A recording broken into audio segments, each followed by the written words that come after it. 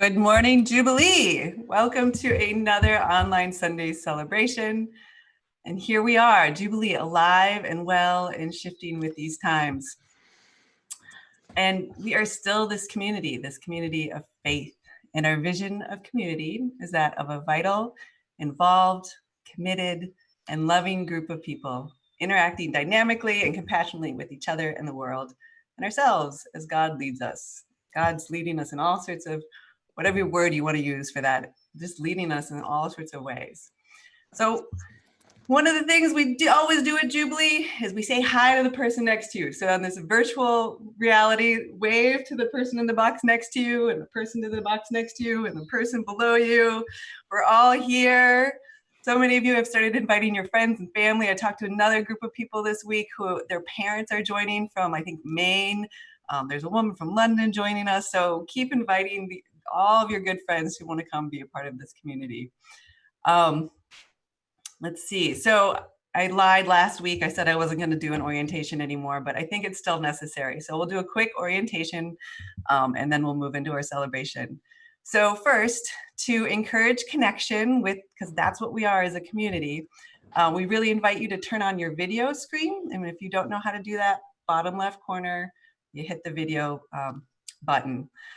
To encourage our sanity, we have everybody muted. And when we go into the breakout rooms, which is for a short period for our prayer passing of the peace, and then a longer period at the end, you're able to unmute yourself. We also unmute you for the last song, so be aware that that's coming. To encourage community, we have these breakout rooms, really invite you to go. People say it's part of their favorite part of the celebration. And you can also have prayers with me or Jay or Barbara during the celebration by chatting privately. If you don't know how to use the chat button, there's a little thing at the bottom of your screen that says chat. You hit on that and then information comes up. So while we're here, why doesn't everyone write into the chat button where they're coming from and anything that feels really alive for you today? We also really encourage engagement. On these computer screens, it's so easy to get distracted and be multitasking. So one way we engage is when we clap, we just wave at each other. We invite you to have your candles and your sage so you can call in the directions, and your bowls and bells so you can all pray together. And then the last thing is, because we are on these screens so much, is to really encourage embodiment. So everyone, breathe deeply for a moment. Remember that you are connected to all of these people that you know and love. You can see their faces and know we're in the same time, even if we're not in the same place, celebrating life together. Notice something around you in the 3D world. Nice. And then notice a friend that might be in your in the room today. One thing you might want to do is go into the upper right-hand corner and click speaker view, because then you can be aware of who's speaking instead of gallery view, which is when you can scroll through and see everybody on the celebration today. So that's our orientation. Our theme that we're celebrating today is choices, purpose or purposelessness. And as always, we got to bring in a little humor. So I'm going to show you just a joke or two. It's going to take me a second to get there. Sorry. There we go. Zoom. There we go. Share. What's going on there?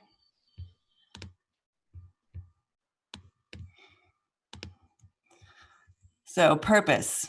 Good Lord didn't create anything without a purpose. Mosquitoes might come close.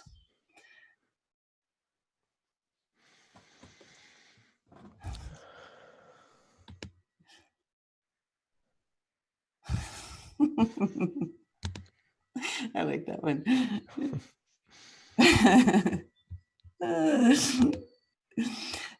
So I don't know about you, but often when someone talks about purpose, I have this little bit of anxiety that comes up. And when I was younger, I walked around in this like existential angst, like, why am I here? And what am I doing? And what if I never figure it out? And what if I waste my life not knowing?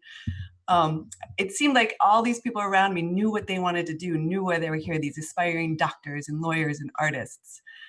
At the time, I was clearly conflating purpose with career, which I think is really easy to do in our culture. So years later, I was living in an ashram, and I asked a very wise and seasoned teacher, Sandra Anderson, like, help me find my dharma, help me know my purpose. And her response was, your purpose is what's in front of you. And I was like, man, you have no idea what you're talking about. Like, all of these spiritual gurus and business leaders are saying that if you want to be happy and successful, you need to know your purpose and really live into it. And that might be true. But decades later, after lots of expensive courses and coaches and deep practices, creating the sense of purpose that I have in my mind, and then forgetting it, and then looking for it again, and finding it again, and losing it again, and then maybe finding it, and then finally just sort of living into each day, I'm beginning to think Sandy might have been right. Look at the sparrow who sings up the sun each morning, or the lily of the field who just puts its fragrance into the world, which bees are attracted to and pollinates everything. They don't seem to need some grand justification for existing. They don't seem to be worried about their place in the world of things. They just are, just by showing up. They give their gifts naturally, and their purpose is fulfilled, whether they're aware of it or not. Now, I do know some people who do have a strong sense of purpose. Yesterday, I talked to an amazing, beautiful Black friend in DC who is certain of his purpose, and it's to create equality in this world. He works for MoveOn.org.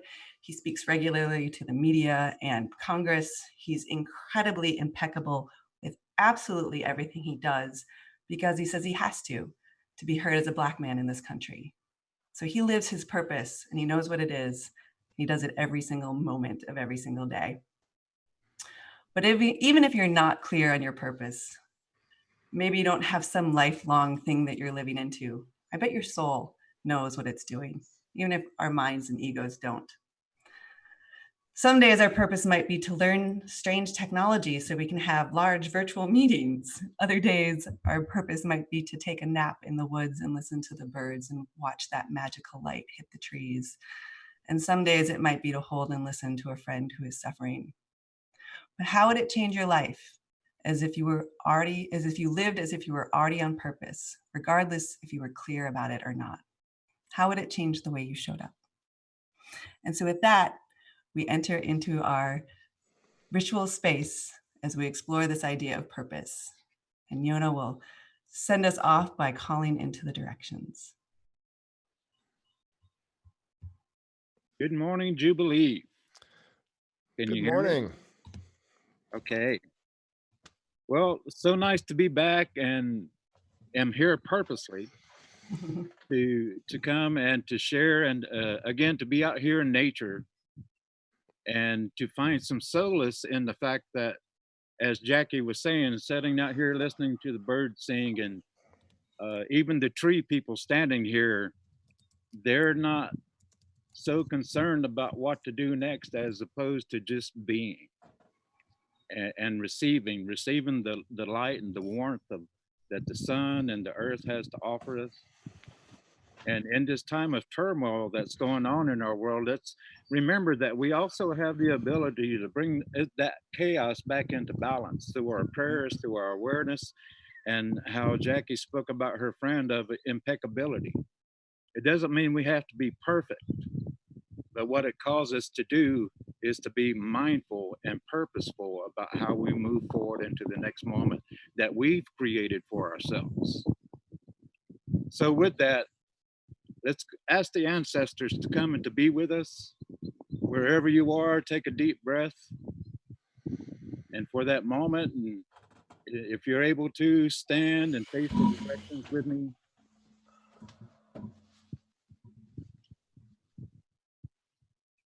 Oh, spirits of the east,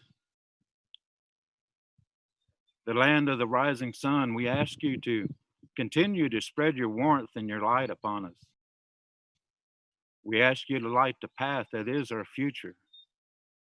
Even though there's uncertainty on that path, help us to know that the purpose in our life is to find balance in the next breath and to take each step in a sacred way toward the future. And when we reflect on the past, light the path to help us to remember in a good way all those that have given so that we can come together. Thank you. Thank you, and light that path for us in a good way, I hope. You face to the south, please. Oh, spirits of the south, we thank you for all that you are. We thank you, Water Nation, for nurturing us with the rain and the greenery and nurturing the earth. Thank you. Thank you for your medicine. We ask you to continue to nurture the seed that is our purpose in life, or our desire, or whatever it is that we add to this life to give to the future. We ask you to quench our thirst for the great mystery of life in whatever measures that are available to us. And in a good way, we ask you to come and celebrate this day in a good way, I hope. Face to the west, please. Oh, spirits of the west, to all those ancestors that have gone before, we ask you to send us your prayers.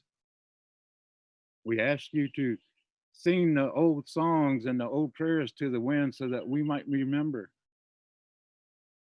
We ask you, ancestors, to have love and compassion for us as we try the best that we can to fulfill the future that you're creating for us. Thank you for all that you have done. Thank you for your smiles and laughter and for your tears. We are grateful for you. And in a good way, we ask you to come and to be with us this day, I hope. Face to the north, please. Oh, spirits of the north, to all the wonderful living beings of the Wind Nation, we thank you. We thank you for the bird people and the wind and all the things that add life. We thank you for all the unseen. We thank you for the beauty of light and the clouds and the stars. We thank you, Wind Nation, for carrying the vibrations and the stories and the prayers and the visions of all those that have come before and all those to come. Help us to breathe in a good way so that we, as the elders of the next generations, breathe in the good vibrations of the past and the present and the future, and add that to each and every breath that we share with the earth.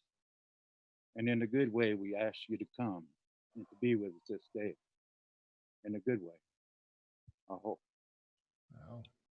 And face center, please. And know that today we ask the ancestors to come. Ancestors, we ask you to come to raise your voice in those silent places in our hearts and our spirits so that we might know purpose or understand what the light is before us. We ask you, ancestors of the ancient past, to remind us of the power of silence in nature. Remind us the language of nature. Remind us the power of silence. Remind us of the balance that once was amongst all living things and all living beings. And we ask you to come and place yourself in our hearts and our spirits in a good way, I hope.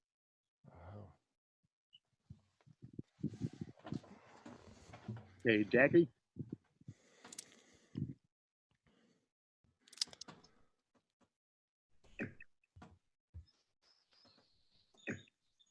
Well,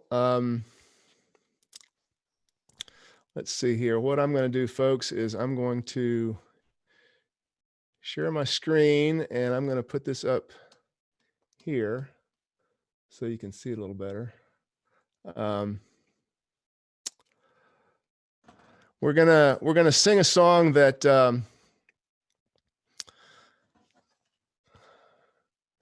that you've heard we've done before at Jubilee. Can y'all see that? Is it big enough? And we're gonna bring the rafters down with this song. All right. This is and as you sing, notice the difference that it makes in the room that you're in. Notice the difference it makes in your heart as you hear yourself singing these words. Notice the difference that it makes in the hearts of the people that may be with you. Notice any dogs or birds that might be around your house hearing you singing. And as you do this, remember to make a contribution to feed the hungry, to make a difference in the world, that the things you do and the things you say and the things that you sing matter. There's no place in this world where I belong when I'm gone, and I won't know the right from the wrong when I'm gone.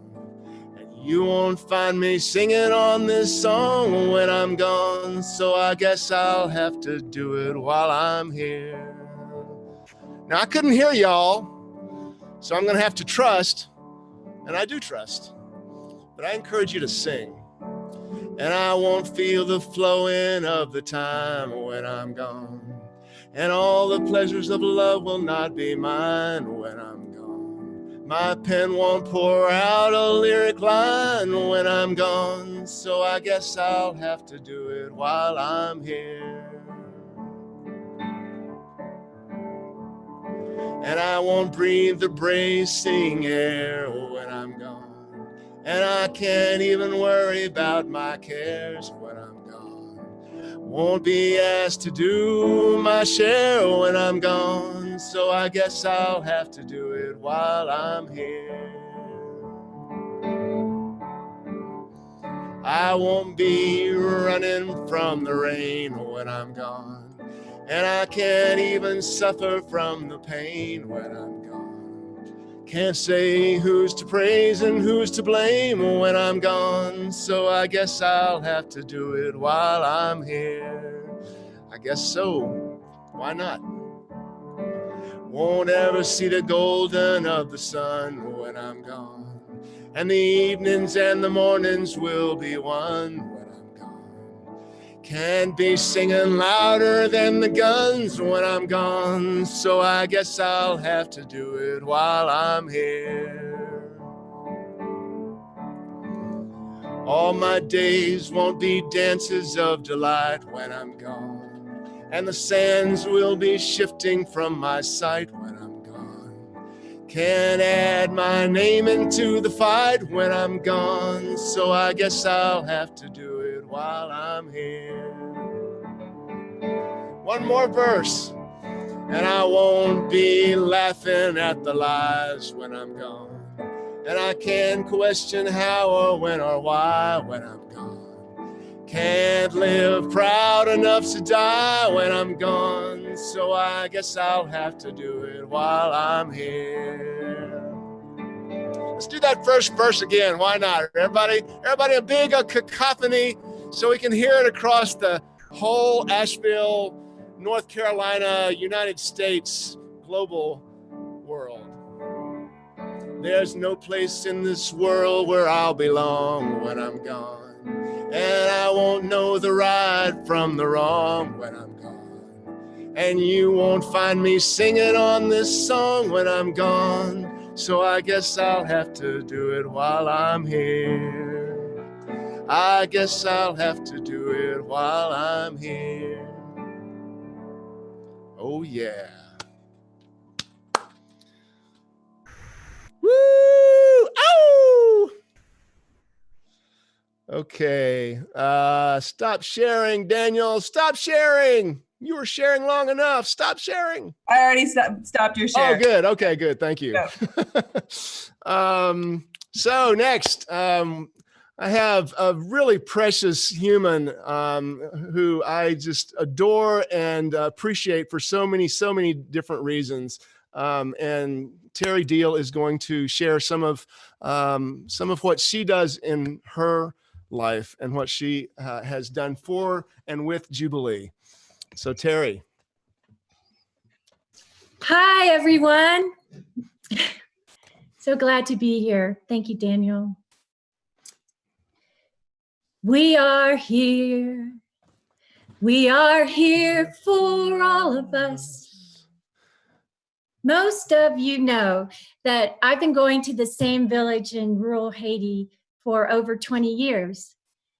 And many of you donated glasses and even money for this most recent trip that I took in January.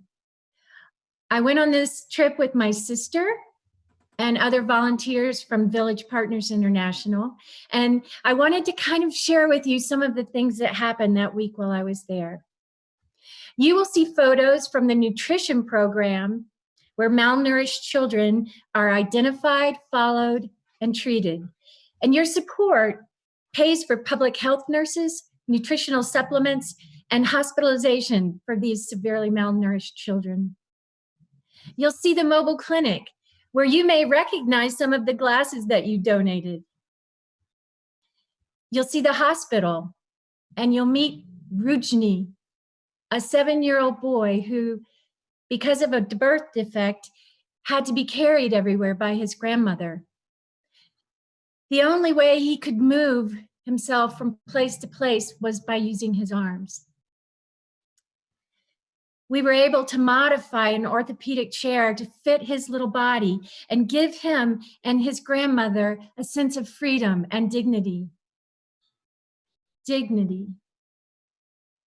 Recently, I heard Jacqueline Novogratz, and she's dedicated her life to helping and serving some of the poorest people in the world. She said that the opposite of poverty isn't wealth. The opposite of poverty is dignity. Wondering about your purpose? You're doing it. You're saving lives and you're feeding people near and far and giving glimmers of hope to a 7-year-old boy you will never meet.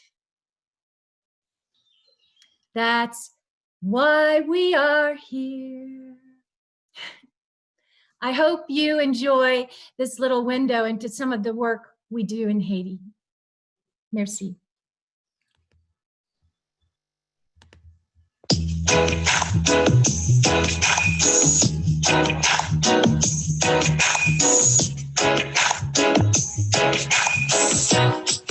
The road is long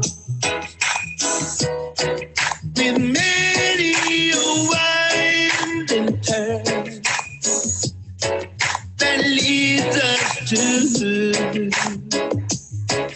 who knows where, who knows where. But I'm strong enough to care.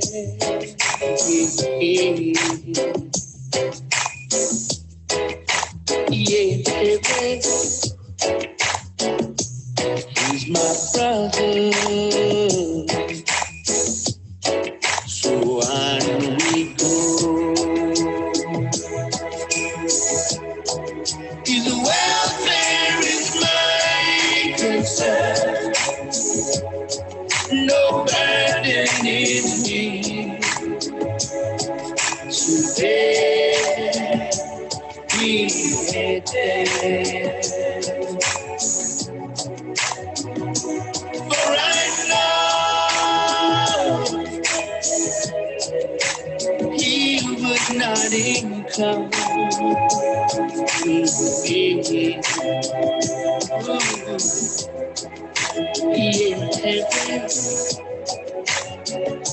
He's my brother.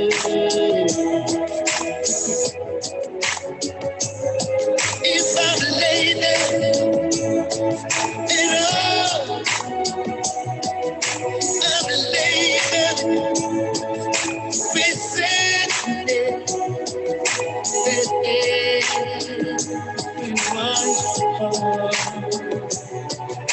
He's in favor with the cat of love. Oh, I know it's a long, long road from which there is no return. While we run away to live, why not share? And the Lord doesn't weigh me down. Hello, yeah. He's my brother.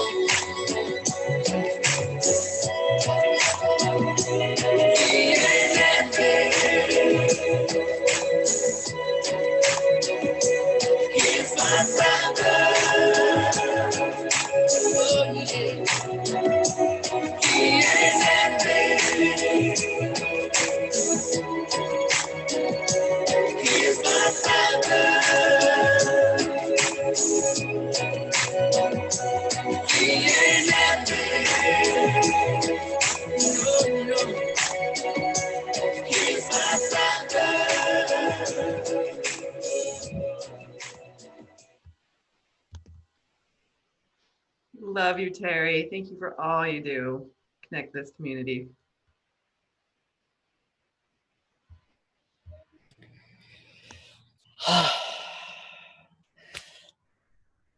Thank you, Terry Deal. Messi en pile, Haiti Bobo. Haiti is beautiful. Thank you so much. The opposite of poverty, dignity. Bless up and breathe deeply. I invite you to gather your bowls and bells. Now, before we pray, let's have a heart-to-heart. Now, when you look at me, you see a white man. None of us asked to come this way. We just did. The same goes for 350 million Americans, or 8 billion fellow humans. We're all so very, very different, but for a very brief while, we all get to share one thing in common, and that's life. Life is fragile, and in our hurry, we sometimes forget that, and that's okay.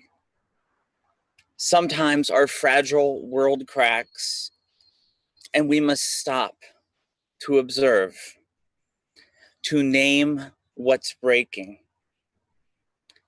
These are hurtful times.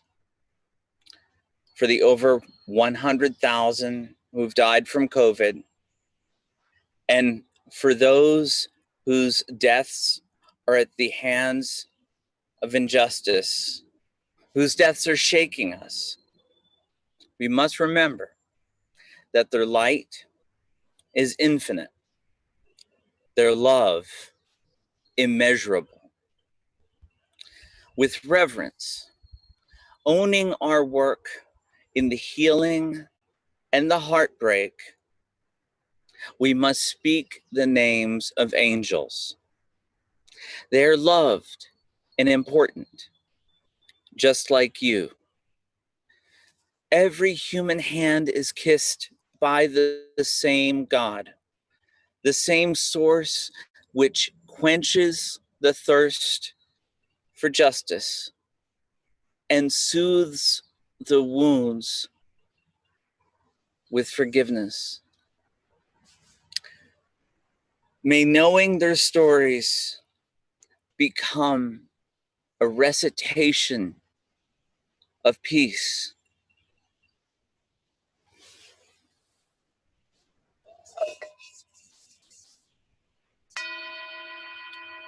Breonna Taylor, Ahmaud Arbery, George Floyd, all women, children, and men that have been or will be victims of racial violence. Breonna Taylor, Ahmaud Arbery, George Floyd, all women, children, or men that have been or will be victims of racial violence. During this moment of stillness, pray as you wish. You, of course, may chat Jackie or Barbara, who will be available at our virtual Western Wall.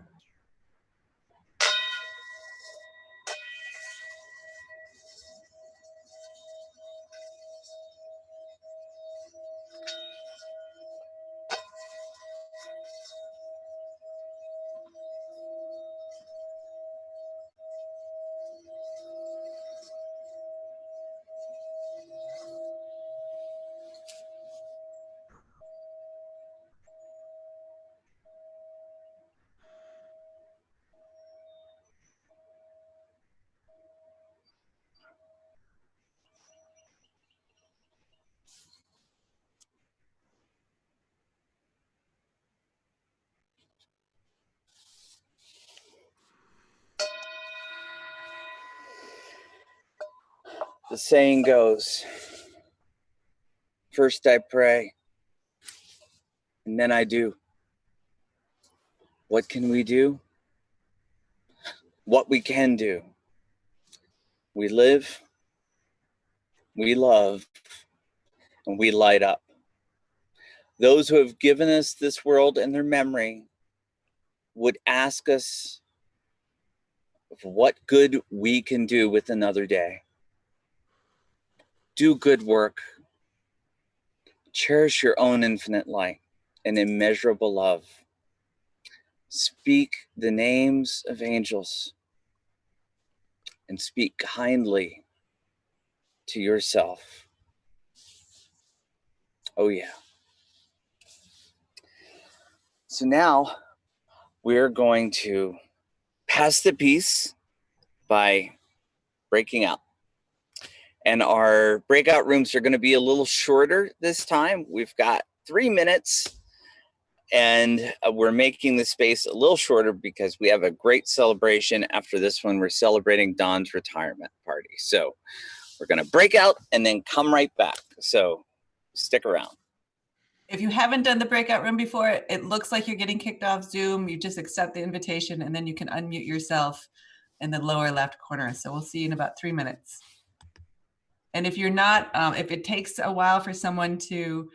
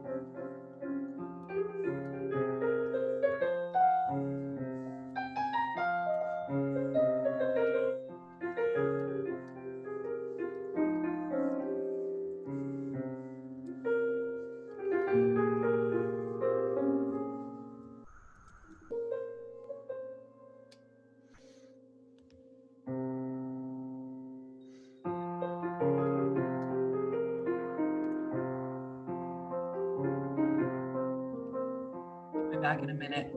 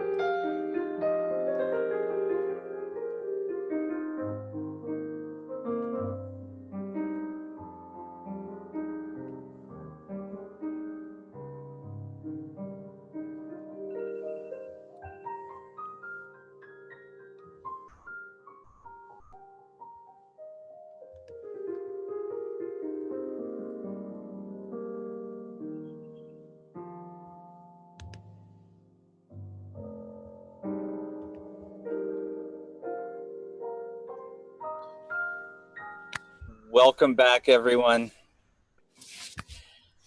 Now, Whitney Madden has a special gift, and that is pregnancy. And she discovered it's really hard to play guitar and be with child. So unfortunately, she's not going to be able to share her gift today, but Kristen Luna Ray is going to be sharing it via video because she's also teaching a yoga class. So we always come through with our gifts. We're gifted people. So here we go. Jubilee, I'm grateful to offer a song at this wild time on the planet, chaotic time on the planet. So grateful that we can come together and remember just the source of it all. So this song I wrote in Costa Rica at a time in my life where I lived in another culture, and the people there inspired me so deeply, and the land there inspired me so deeply. So this song is called Jema. It's got a mantra in it, and the mantra is just Jema. So if you're at home, sing it with me, Jema, Jema. And there's a little bit of Spanish too.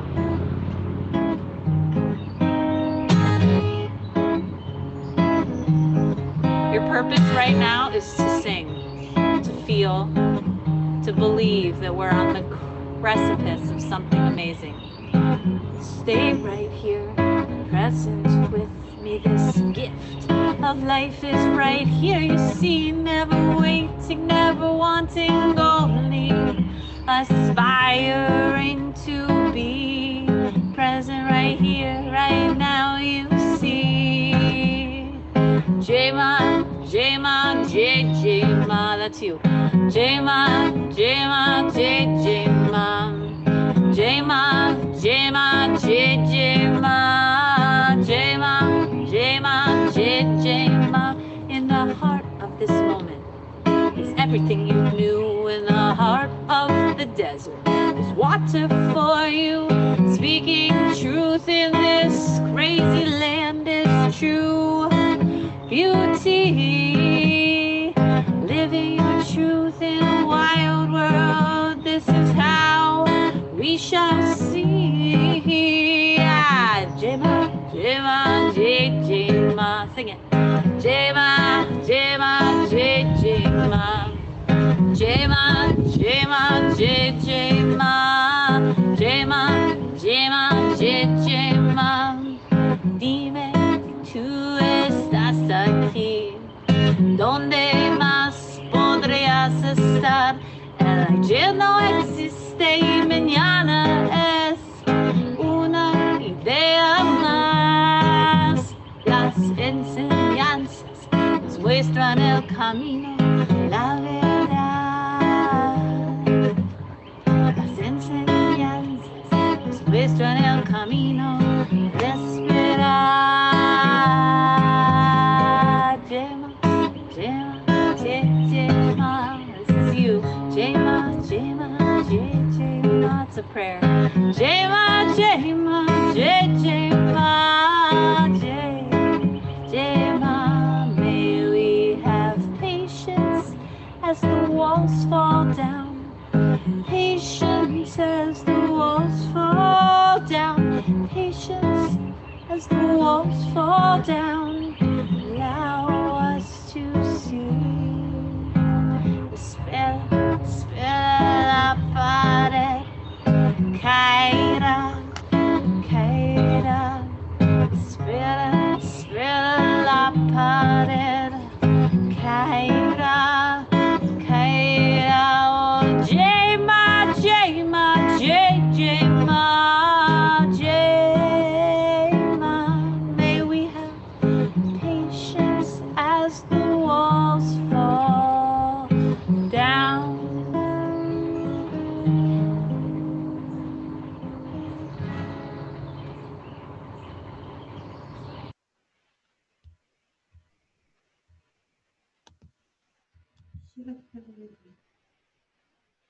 Thank you, Luna. Oh, such a dear gift. Thank you so much, Luna. Oh my gosh. That does take me back to when I was in Costa Rica with Luna. So, mwah. So, I invite you to hear these ancient words from Deuteronomy, which we get the Shema Yisrael. And I can't do this as well as Howard, so please forgive me. Shema Yisrael, Adonai Eloheinu, Adonai Echad. Hear, O Israel, the Lord our God, the Lord is one. Love the Lord your God with all your heart and all your soul and all your strength. These commandments that I give you today are to be on your hearts. Impress them on your children. Talk about them when you sit at home and when you walk along the road, when you lie down and when you get up. Tie them as symbols on your hands and bind them as symbols on your foreheads. Write them on your door frames of your houses and on your gates. And from the Jesus story. Now there was a Pharisee, a man named Nicodemus, who was a member of the Jewish ruling council. He came to Jesus at night and said, Rabbi, we know that you are a teacher who has come from God, for no one could perform the signs you are doing if God were not with him. Jesus replied, very truly, I tell you, no one can see the kingdom of God unless they are born again. How can someone be born again when they are old? Nicodemus asked. Surely they cannot enter a second time into their mother's womb to be born.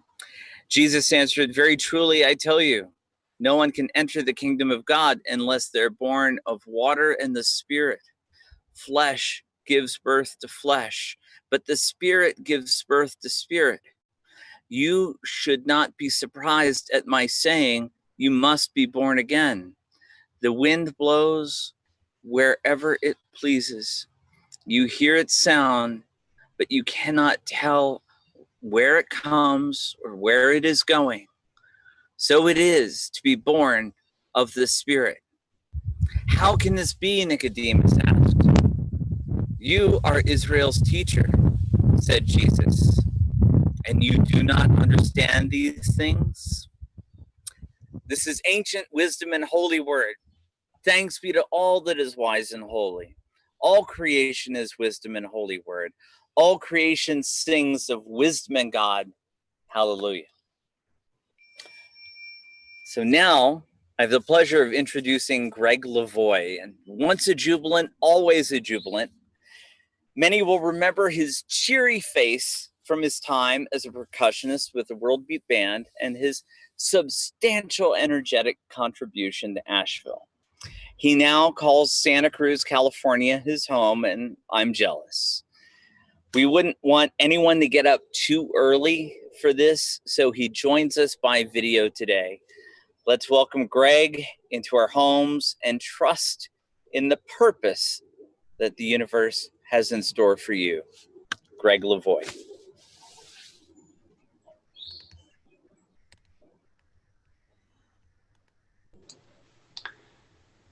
Good morning, Jubilants.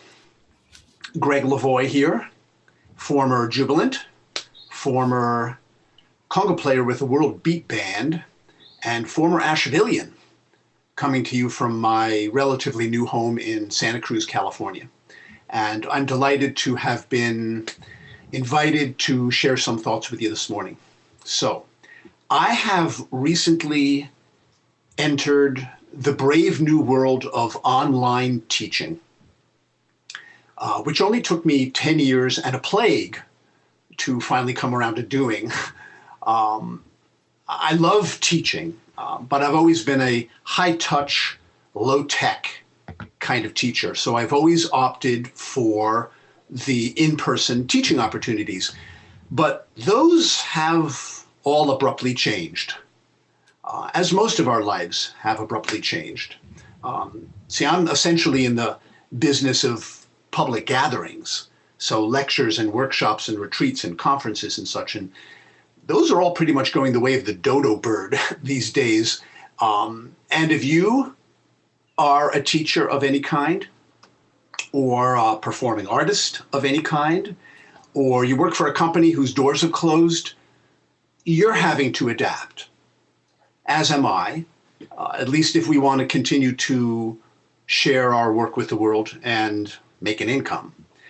So at the risk of being blunt, nature has a pretty simple word for those who are unable or unwilling to adapt to change.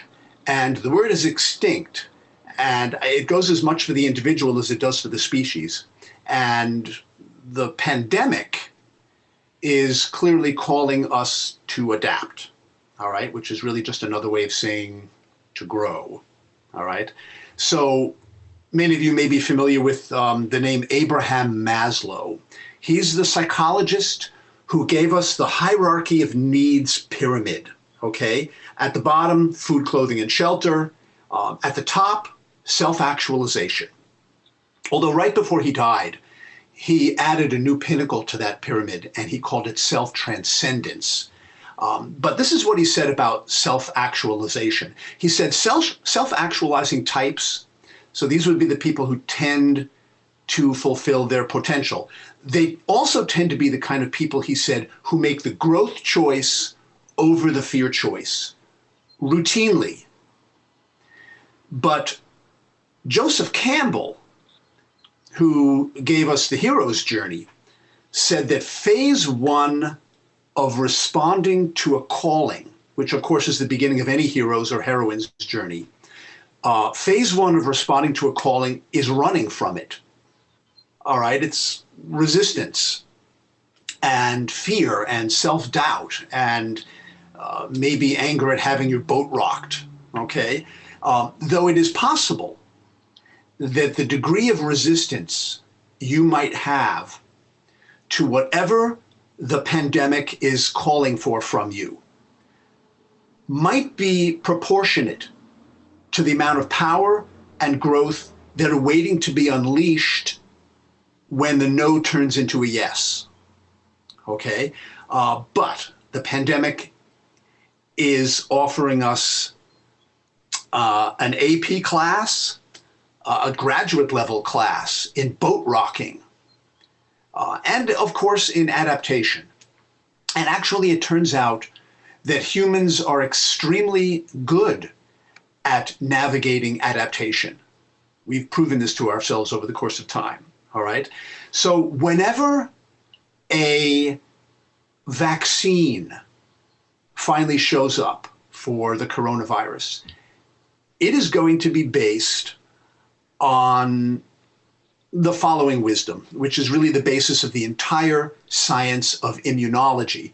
And that is that you introduce a little bit of chaos into the system in order to strengthen it, all right? You shake it up for the sake of helping it evolve, okay? And I think it's interesting that in the central creation story in the Western canon, which of course is Genesis, chaos with a capital C is described as the condition of the earth before it was formed.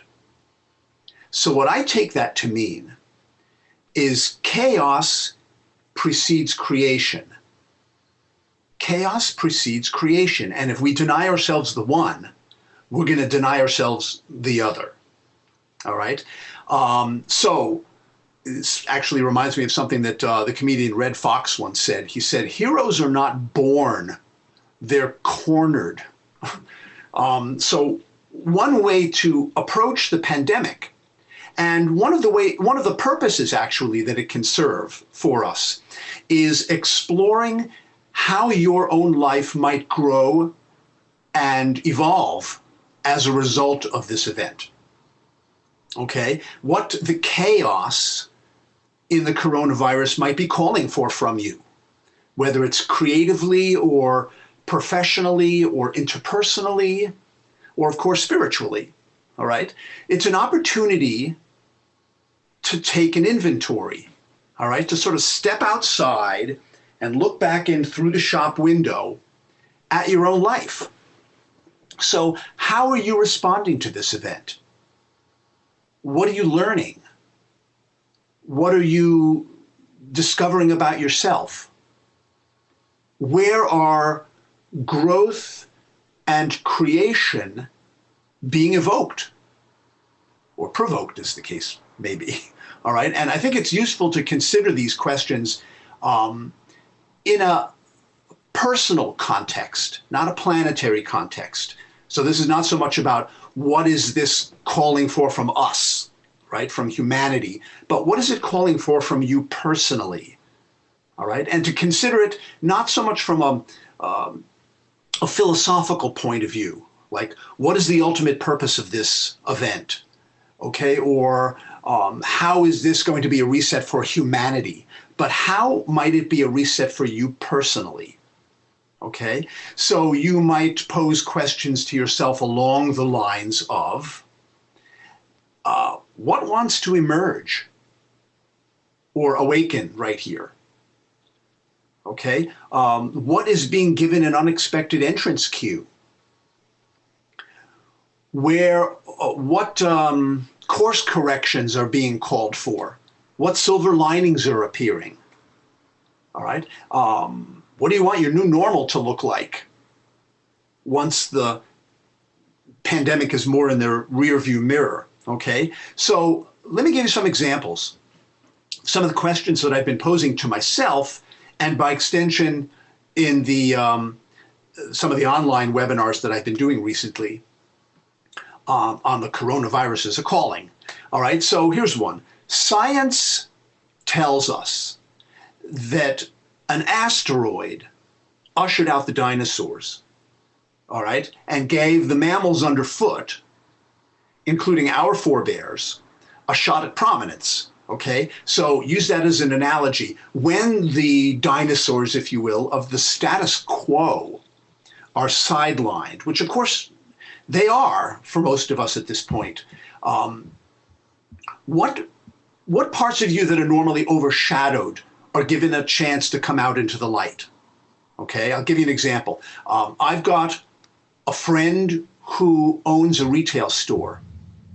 And he said that because he doesn't have any customers coming through the store anymore, though he's in the store Monday through Friday, doing the online part of his business, but because he doesn't have customers coming in anymore, he's discovered that this is actually a huge relief for him. And that he's much more of an introvert than he ever knew. And in fact, that his identity and his reputation as Mr. Social doesn't actually fit him anymore. So now he's taking some time to sort of explore this more introverted part of himself. Okay, so you might ask, what parts of yourself are you seeing emerging out of the shadows during this phase? What are you discovering about yourself or rediscovering about yourself? All right.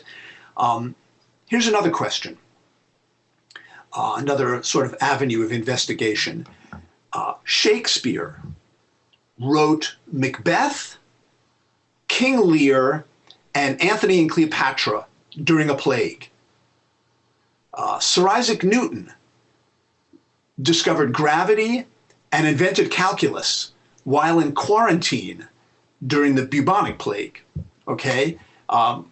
I myself, at the risk of putting myself into the same sentence with William Shakespeare and Sir Isaac Newton, I've discovered that the pandemic is one of the best things to hit my writing in years, because it's, among other things, it's given me a focus and a tremendously fascinating subject to sink my teeth into. All right. So not to diminish the genuine misfortune that a lot of people are experiencing, it is possible that the sudden disruption in our daily routines and even the isolation might help to unleash our creativity and our inventiveness in ways that wouldn't have happened otherwise. All right. This isn't to say you're going to discover any fundamental laws of the universe or write the next Macbeth, but you might just finish that novel that you've been daring and double daring yourself to write for ever, you know, you might pick up the guitar again. You might start a garden. You might finally get to some of those home improvement projects that you've been back burnering in deference to just the daily grind. Okay, so you might ask yourself, what bursts of creativity or inventiveness or resourcefulness have I seen emerge in my own life in the last since March? Okay, and here's one more little investigation. Some people think that this whole event is just a biological event. It's just an organism wanting to reproduce, okay? That there's no grand purpose. There's no, greater scheme of things. There's no nature sending us to our rooms to think about what we've done, all right? Which is, of course, one of the memes that's been making the rounds. This is just predation. This is not punishment, all right? And then there are those who believe that this is the dawning of the age of Aquarius, that this is the beginning of the great turning, all right? The new consciousness, the long hungered for reset for humanity. And to be sure, there's lots of opportunities in all this for the spiritual optimists, okay? Plenty of lessons to be had in unity and interconnectedness and compassion and non-attachment, okay? So to whatever degree you resonate to the second line of thinking, that there is greater meaning and purpose in all of this, maybe in fact even a lesson, all right? What would that be for you? Again, not for humanity, but if this event has come to teach you something, what do you imagine that would be? Okay, so here's something else I want to share that's at least up for me, and I'm gathering quite a few other people during this whole pandemic. An interviewer once reportedly asked Albert Einstein, of all the questions you've posed into the mysteries of the universe, Mr. Einstein, what do you think is the most important question to ask? And Albert Einstein reportedly said, is the universe a friendly place or not? And I think how we each answered that question is going to impact how our lives unfold, okay? And how you're going to interpret and respond to the things that happen to you, all right? Including events like the pandemic, all right? So you've heard the expression, trust the universe, all right? Trust the universe. I've been thinking about that expression a lot lately, as I often do during periods of that are very challenging in my life. But this time around, I've been really trying to unpack that, all right? Deconstruct that notion a bit. And so I've been wondering, what exactly does that mean? What does it mean to trust the universe, all right? What aspect of the universe is it that we're trusting when we say that, all right? And is this a skill you can build, all right? So this, of course, goes by a lot of different names. This idea of trusting the universe goes by a lot of different names, and in fact has a very noble lineage, okay? Let go and let God, all right? Trust the process, have faith, don't push the river, thy will be done, okay? But the definition of trusting something, and I just went to the dictionary for this, it means believing in its reliability. Trusting something means believing in its reliability. So right off the bat, there's a catch here, all right? Because the universe is certainly reliable. I mean, the sun comes up, the sun goes down, gravity works, etc. But the universe is also reliably unpredictable. All right, I'm thinking of chaos theory. I'm thinking of Murphy's Law, entropy, you know, the famous shit that happens. All right, so saying that you trust the universe has to include trusting that it is reliably chaotic and random, okay, which are forces that operate certainly on things down here on the home planet and in our own individual lives. Right? So trusting the universe means really trusting it to be itself, which is a combination of reliable and unreliable, predictable and unpredictable, and that we ourselves will operate in a similar fashion, generally speaking, okay? Now, this requires a skill that I once heard somebody describe as heroism, I would add heroinism, redefined for the modern age, all right? Which is the ability to tolerate paradox. Okay, to hold two contrary, seemingly contrary ideas or impulses or behaviors or beliefs inside you at the same time and still, you know, retain the ability to function, if not hang on to your cookies. Okay, so faith and fear, all right? My will and thy will. Power and vulnerability, us and them, reliable and unreliable, you know, and paradox requires that we bring these opposing energies together to talk to one another, all right?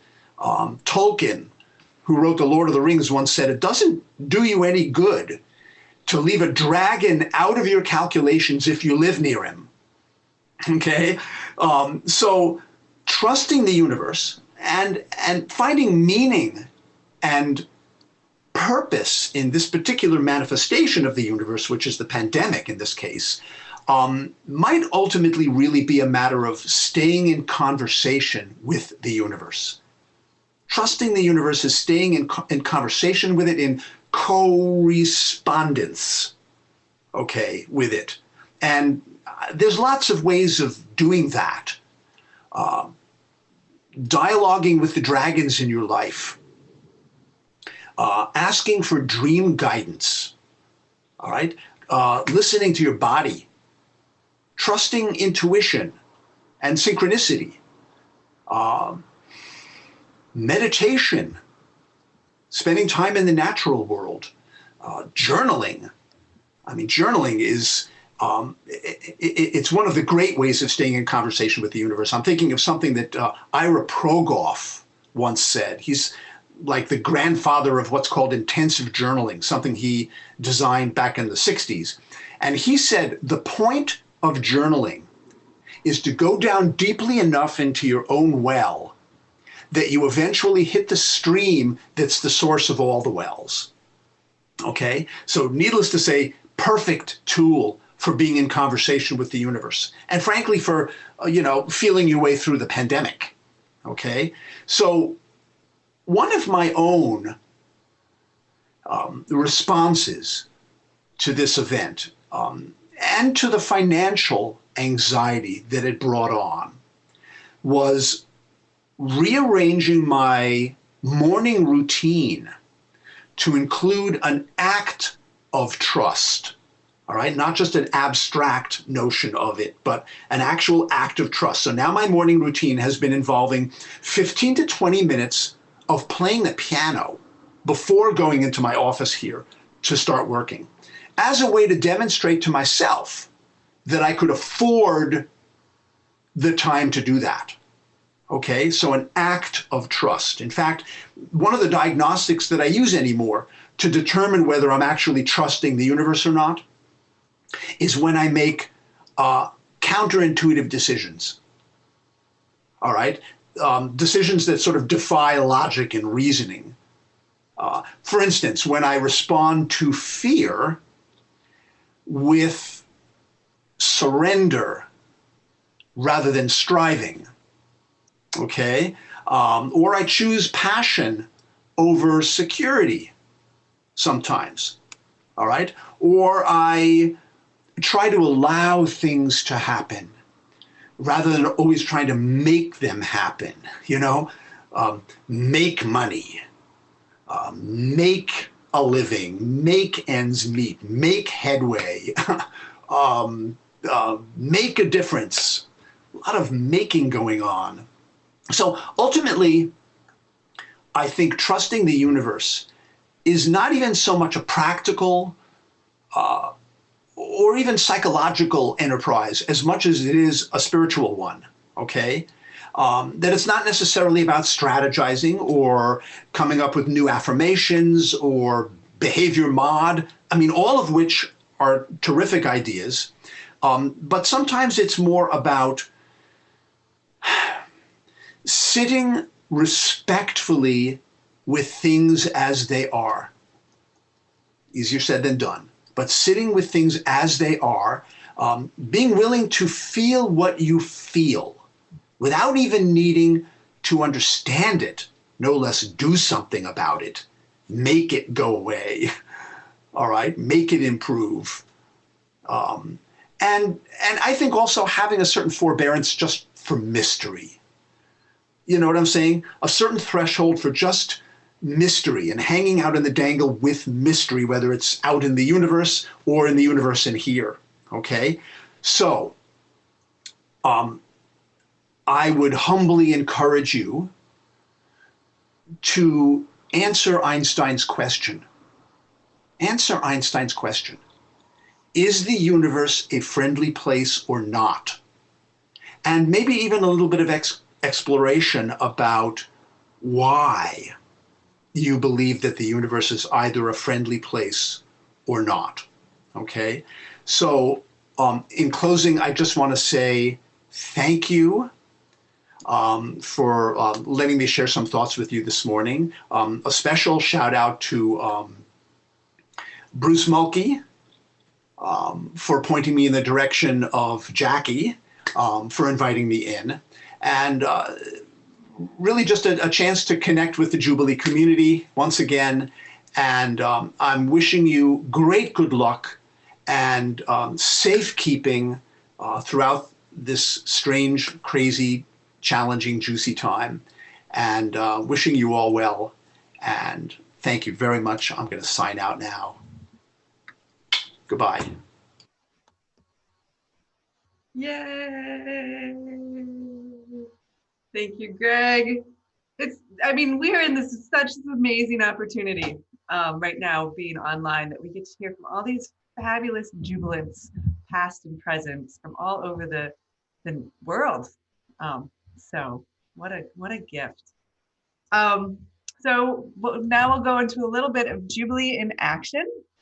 You want to find out what's going on and participate in all sorts of things Jubilee related and otherwise. Make sure you have your chat on so you can get all of the links. It also comes through our newsletter. So if you're not signed up for our newsletter, make sure you do. It's on the homepage in the bottom left corner of jubileecommunity.org. Every week we send out a couple emails. But one of the biggest things is that this meeting, this ability to come together and seeing each other and get inspiration and the ways that Jubilee continues to be alive and well in these times. There's all sorts of amazing Jubilants. Jenny is on today who, as I've said before, she brings meals to all sorts of people. Molly, who we saw last week, who's helping with the board, figure out, there's many board members on today helping figure out what's next for Jubilee. We have a new member, JR, is on today helping us with our live streaming, and people like Terry who bring their great gladness to this community so that we can reach out to the world in bigger ways. And we want to make sure that we can continue to do this online every week and that we can get back to our space when the time is right. And in order for that to happen, we need people to continue to give as they would when they're at Jubilee. So to the hunger baskets and to the organization itself. And so how you do that is you click on the link to donate, and then you can identify how much that you want to give. And you can do it weekly, or you can do it in lump sums, or you can even do it where it's just set up automatically. So please, if you're able during these times, continue to give to this amazing community that has been here for 30 years and plans to be around for 30 more. A few other things. We're running a little late, so I'm going to be pretty quick with Jubilee in action. One thing I really want to mention is that we have a new team, another new team forming. We have the communications team that just got started, and now we have the connection team that's getting started. Clearly, the hug team is no longer going to be needed and useful in the times to come. So Warren has proposed doing the connection team where we can find ways to get together in small groups that are safe, social distance. So we have that continued Jubilee connection. He's looking for a co-lead because he doesn't do a whole lot on the computer. So if you are interested in being a part of that in any way, please email him. His email will be up in that chat button. There's a lot going on with social justice right now, as we know. More than prayers, those are needed, but also action. So we have some information up on a page on our website. Please check that out. Please get involved in the ways that you are able to. That link is on the side as well. There's also a quick note that if COVID has resurgence, it will probably be this fall, and that's voting time. So make sure you apply for your absentee ballots by contacting the Board of Elections. We have our nurture program information up. Also, Reverend Albo Anafria, one of our Jubilee ministers, she's the director of Soul Force. They are doing a Bible study on our queer, God's good queer creations. And so she goes through the queer stories of the Bible. So if you want to check that out, you can do that. And there's lots of ways to get involved. The What If We Give It Away program that Kitty Shaler has started, part of starting, as well as lots of things happening in the community. So that's on the email newsletter. So make sure you check that out. And lastly, remember, after the celebration, we're going to do shorter chat rooms. We're going to come back together and we're going to celebrate Don, who for 30 years, along with Howard, really kept this organization going. He was the back end, and he retired about a month ago now. And so we're getting together. We're going to do a short celebration showing his daughter was talk, his grandkids. Many of the Jubilee community members have put together a video. So make sure you stick around for that to celebrate this amazing human being who you may not have seen a whole lot in the front, but he was making everything happen in the back end. So that is Jubilee in action. Thanks for being here. Daniel, you got a song for us? Sure. Yeah, I'm gonna put the lyrics there in the chat right there. And just checking, did you just call Don a back end? So let's do this a couple times. We've done this before. Bridget of the mantle, encompass us. Lady of the land, protect us. People of the heart, kindle us. Restore us to whom we're made to be. Here we go. Bridget of the mantle, encompass us. Lady of the land, protect us. People of the heart, kindle us. Restore us to whom we're made to be.